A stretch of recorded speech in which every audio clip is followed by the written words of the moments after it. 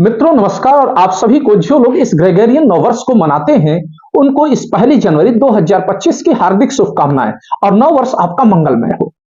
किंतु जो लोग नहीं मनाते हैं उनका क्या? अगर मैं बात करूं तो भारत जैसे विविधतापूर्ण समाज में अगर देखा जाए तो अलग अलग संस्कृति, अलग अलग मजहब, अलग अलग रीति रिवाजों को मानने वाले लोग हैं जो कि अपना एक अलग नववर्ष मनाते चले आ रहे हैं सदियों से।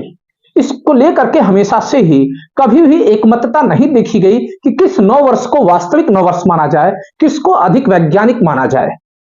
खैर फिलहाल जब भी ग्रेगोरियन नव वर्ष आता है उसके पश्चात विवाद अपने सर्वोच्च शिखर पर होता है और इसको ना मनाने वाले लोग इसको मनाने वाले लोगों का विरोध करते नजर आते हैं, उनकी आलोचनाएं करते नजर आते हैं, इसके अलावा ऋतुओं का गुणगान करते नजर आते हैं। तो खैर जो लोग इसका विरोध कर रहे हैं उनका अपना पक्ष है, किंतु जो लोग ग्रेगोरियन नव वर्ष को मनाते हैं, क्या आप जानते हैं कि भारत में इस ग्रेगोरियन नव वर्ष की शुरुआत कब हुई थी या इससे जुड़े हुए अन्य महत्वपूर्ण बातों के बारे में आपकी कितनी समझ है? और जो लोग नहीं मनाते हैं उनके पीछे भी अपना कारण है। तो चलिए हम इस भारत के विविधतापूर्ण समाज में जो अलग अलग संवत, जो अलग अलग सामाजिक संस्कृति के परिवेश में पले बढ़े लोगों के द्वारा मनाया जाता है, इससे जुड़ी हुई महत्वपूर्ण बातों को जान लें और साथ ही साथ तभी आप अपना परीक्षण करिएगा कि क्या आपका नववर्ष अधिक वैज्ञानिक है या फिर दूसरे समाज के लोगों के द्वारा मनाया जाने वाला नववर्ष अधिक प्रमाणित है। तो सबसे पहले हम हिंदू पंचांग की बात कर लें या हिंदू नववर्ष की बात कर लें, क्योंकि हिंदुओं के द्वारा ही इस आधुनिक समाज के द्वारा मनाया जाने वाला ग्रेगोरियन नववर्ष का विरोध किया जा रहा है। तो सबसे पहली चीज, हिंदू नववर्ष की शुरुआत होती है चैत्र मास के शुक्ल प्रतिपदा को। चैत्र मास के शुक्ल प्रतिपदा को हिंदू अपना नववर्ष आरंभ करते हैं। ऐसा क्यों करते हैं भला? इसका सबसे पहला कारण है या सबसे पहली मान्यता है हिंदुओं में कि इसी दिन भगवान ब्रह्मा ने सृष्टि की रचना की थी। दूसरा जो सबसे बड़ा कारण ये बताते हैं वह है कि सतयुग का आरंभ इसी दिन हुआ था। तीसरी अगर बात करें तो बताते हैं कि भगवान विष्णु का जो पहला अवतार मत्स्य अवतार हुआ था वह इसी दिन हुआ था। तो ये तीन महत्वपूर्ण कारण हैं जिसके वजह से हिंदू इस नववर्ष को मनाते हैं। खैर अगर देखा जाए इसका इतिहास बहुत ही पुराना है जिसको कि प्रमाणित करना बहुत मुश्किल है। फिलहाल यह युधिष्ठिर संवत का जो संशोधित स्वरूप है, विक्रमी संवत के रूप में हिंदुओं के द्वारा इसे मनाया जाता है। यदि हम विक्रमी संवत की बात करें तो इसका आरंभ ईसा पूर्व 57 वर्ष से होता है, यानी कि जब ईसवी सन में जब 57 वर्ष आप जोड़ लेंगे तो वही हमारा विक्रमी संवत है और यही हिंदुओं का अपना मान्यता प्राप्त संवत है। भारत से लेकर के नेपाल तक, यहां तक देखा जाए तो नेपाल का यह राष्ट्रीय संवत भी है। इसी समय ऋतुओं में परिवर्तन होता है, नई ऊर्जा का संचार होता है। इस भारतीय उपमहाद्वीप में फसलें लहलहाकर सामने आ चुकी होती हैं। इसके अलावा फसलों की कटाई भी आरंभ हो चुकी होती है। नवरात्र की जो शुरुआत है वह इसी माह से होता है।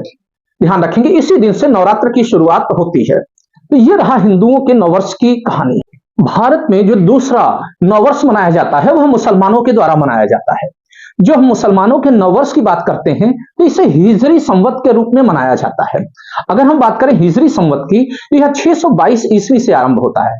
जैसा कि हमने हिंदू संवत को देखा कि ईसा पूर्व 57 वर्ष से आरंभ होता था, यह ईसा के पश्चात 622 ईस्वी से आरंभ होता है। क्या है हिजरी संवत की खासियत? इस दिन कौन सी नई घटना घटी थी? क्या किसी सृष्टि की रचना हुई थी या फिर इनके किसी प्रोफेट ने जन्म लिया था? अगर हम इसकी बात करें तो यह मनाया जाता है मूलतः सुन्नी मुसलमानों के द्वारा। विश्व में कुल मुस्लिम आबादी का लगभग 90% सुन्नी आबादी है।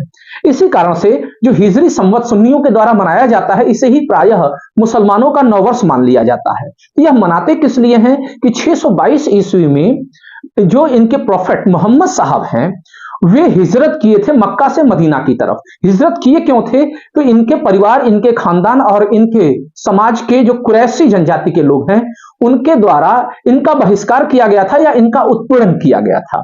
तो इसीलिए मक्का छोड़कर ये मदीना गए थे। इस कारण से मुसलमान इसी दिन को, जिस दिन छोड़े थे, इस्लामिक नववर्ष के रूप में मनाते हैं, मानते हैं कि इसी दिन नववर्ष की शुरुआत हुई थी।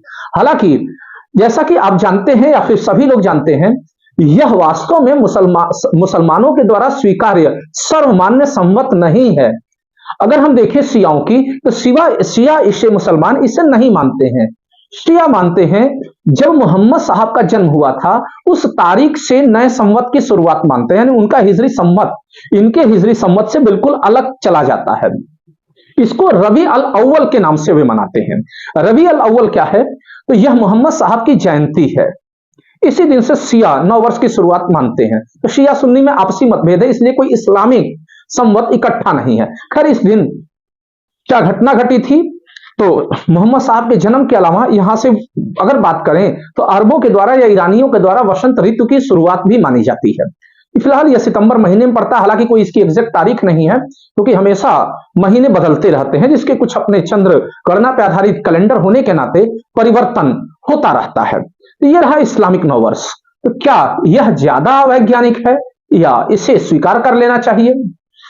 यह आपके ऊपर निर्भर है। टिप्पणी जरूर करिएगा आप कमेंट बॉक्स में कि कौन सा ज्यादा साइंटिफिक है या स्वीकार्य है।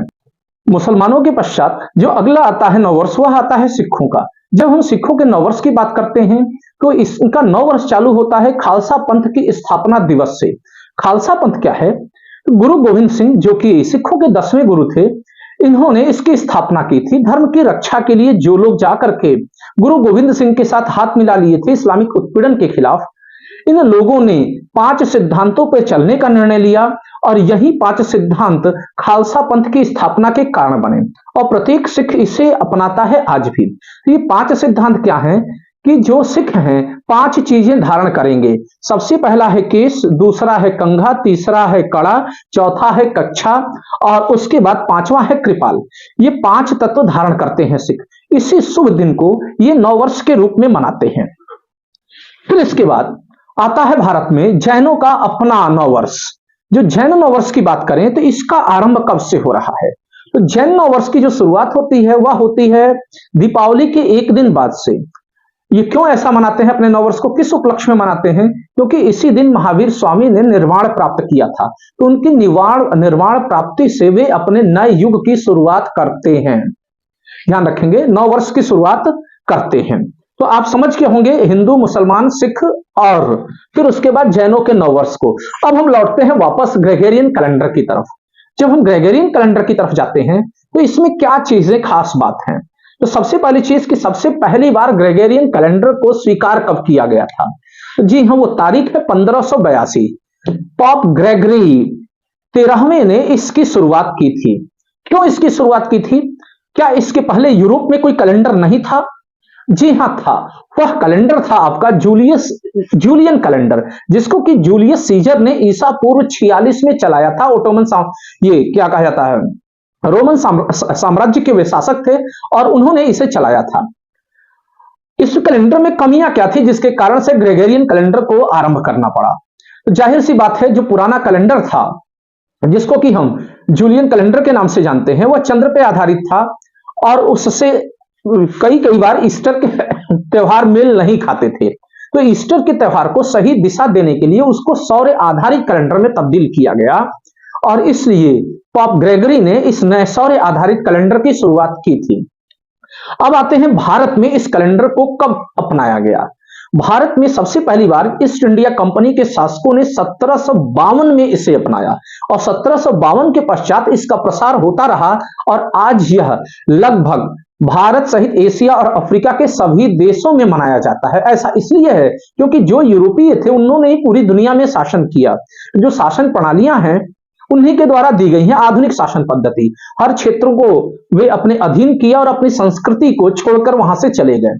आने वाली पीढ़ियां जो कि उस दौर से ही औपनिवेशिक काल से ही अंग्रेजी शिक्षा से प्रभावित थी, कॉलोनियल शिक्षा से प्रभावित थी, उनकी जो आज की पीढ़ी के जो उनके पूर्वज उस दौर में थे, वे इस कल्चर को आगे बढ़ाते रहे और कुल मिलाकर के आज पूरे विश्व में यह एक सर्वमान्य सी पद्धति बन गई है ग्रेगोरियन कैलेंडर की और सभी इसे अपनाते हैं। फिलहाल तो ये तो हुई कैलेंडरों की बात। अब हम चलते चलते एक और संवत को जान लें, शक संवत, जो कि भारत का आधिकारिक संवत। हालांकि यह किसी नववर्ष का आरंभ तो नहीं करता है, लेकिन आधिकारिक कार्यों के नववर्ष का आरंभ अवश्य करता है। तो क्या है शक संवत और यह विक्रमी संवत से कैसे अलग है? तो शक संवत ईसवी संवत से या ईसवी सन से 78 वर्ष पीछे है। इसको चलाया था कुषाण शासक कनिष्क ने अगर हम बात करेंगे तो शक संवत पूरी तरीके से सूर्य जब मेष राशि में प्रवेश करता है तब से आरंभ होता है। अगर मैं इसकी बात करूं तो लगभग लगभग 21 से 22 मार्च के बीच में शक संवत की शुरुआत होती है। आप सुने होंगे कि बैंकों का क्लोजिंग पीरियड भी यही होता है। भारत सरकार के जो भी खाते हैं 20 से लेकर 30 के बीच में पूरी तरीके से भारत सरकार अपने बजट को या सरकारी विभाग अपने बजट या अपने कार्यों की पूर्ति कर लेते हैं। इसी कारण से, क्योंकि सरकारी सम्मत यही है, 21 से 22 मार्च के बीच में आरंभ होता है। इसकी खासियत क्या है कि इसी दिन सूर्य मकर राशि में प्रवेश करता है, तो यह एग्जाम पॉइंट ऑफ व्यू से आपको तैयार होना चाहिए। खैर, शक संवत और विक्रमी संवत में अंतर क्या है? विक्रमी संवत में, ऐसा कि मैंने पूर्व में बताया कि ईसा के जन्म से 57 वर्ष पूर्व जा रहा है, वहीं यह जो संवत है ईसा के जन्म के 78 वर्ष बाद आ रहा है। तो विक्रमी संवत और शक संवत के बीच में करीब 135 वर्ष का अंतर है।